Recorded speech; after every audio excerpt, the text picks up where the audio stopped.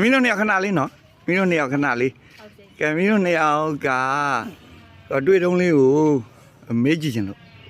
သမီးတို့ဟို TikTok မှာလေလူငယ်တွေကိုလမ်းတွေ့လိုက်လို့မေးလိုက်လို့ချင်းဘိုးကျောင်းအောင်ဆန်းရဲ့အဖေနဲ့အမေကိုလည်းမသိကြဘူးပေါ့နော်ဟိုမြတ်စွာဘုရားနဲ့ဒိုကိုကိုရဲ့ဗုဒ္ဓဘာသာနဲ့ပတ်သက်ပြီးတော့မေးကြရင်လည်းမသိကြဘူးပေါ့အဲ့လားတကယ်လားဆိုတာသမီးတို့ကိုမေးကြည့်ချင်တယ်ဖြေးမလား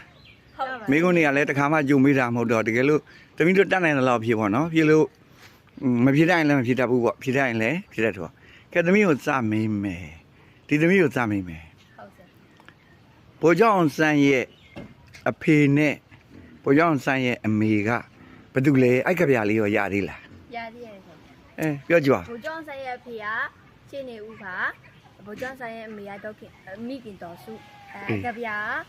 ဖေဖော်ဝါရီ23မှာကိုကျုံမွေးနေ့ပါ1915ရှေ့နေဥပါဒါစာဒီနမောက်မကွေးခရိုင်ပြည်ကြများခုတိုင်းကြက်ကြက်ခိုင်တဲ့ဇာနေပါမိခင်တော်စုတာရတယ်ဟာနော်တွတ်တော့အမှန်တကယ်တော့မေးတဲ့လူတွေကရုပ်တွေကမေးတာမလို့မရရှိပါလိမ့်မယ်သမီးကြတော့ရရလေနော်ကဲသမီးကိုမေးကြည့်မယ်တို့ကိုကိုွယ်တယ်ဗုဒ္ဓမြတ်စွာဘုရားရဲ့ခမဲတော်ကဘာတူတော့တုံတော်ရဏမင်းကြီးတေချာပြောပါအောင်တုံတော်ရဏတော့မဟုတ်ပါဘူးတုံတော်ရဏမင်းကြီးဟုတ်တယ်မဲတော်ကရောမဲတော်ကမာယာဒေဝီမဲတော်က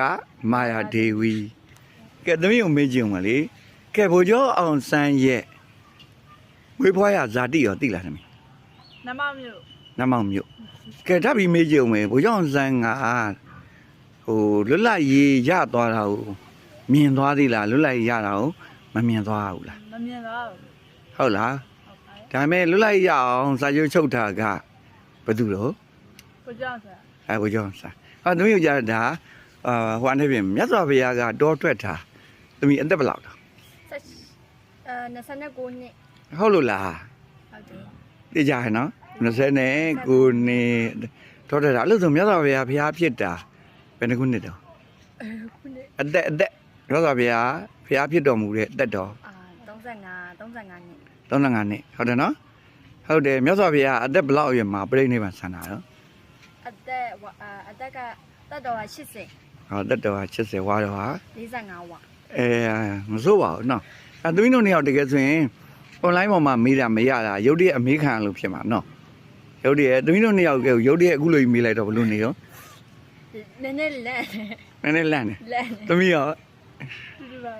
လန့်တော့လားဒါပေမဲ့သမီးတို့မှမေးဦးနော်ကျေးဇူးတင်ပါတယ်နော်